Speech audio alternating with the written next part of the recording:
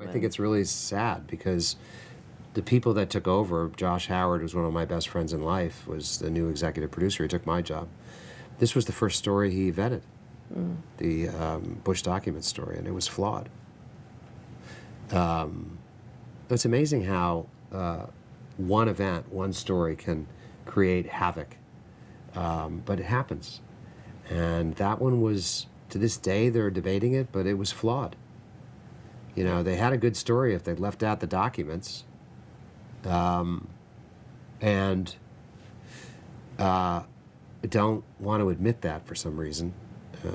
You know, it's not our job.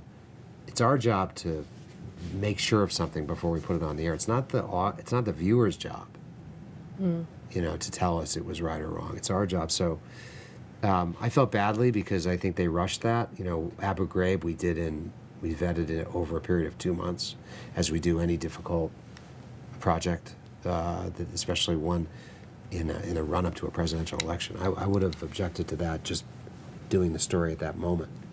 Right. You know, we're a magazine. We go on 1 hour a week. It's really hard for us to keep a balance in terms of our coverage of one candidate against another, as opposed to a daily news broadcast, which can make an adjustment the next day. So, look, I'd gone. It was a new team. It was a devastating moment for all of us. For some reason, that summer, I was very proud. We were called 60 Minutes 2. I liked the 2. It separated us out, made us unique. They dropped the 2 that summer, and the new group, and they called it 60 Minutes Wednesday. Long pause Wednesday. So when the story aired, everybody thought it was 60 Minutes. Which then, I mean, you know, I'm new on the job at 60 Minutes, so a lot of people thought we'd done that. But they were fine people who made a mistake. And I think I felt especially sorry for Josh, because when you take over as executive producer, you don't know what's coming down the pike at you. You have to get experienced at it, and the only way to get experienced at it is to do it over and over again. I was lucky to do it in a less public place, at the evening news. You know, one story, his first story, came down the pike and had problems. And for some reason, they put it on the air the same day they viewed it.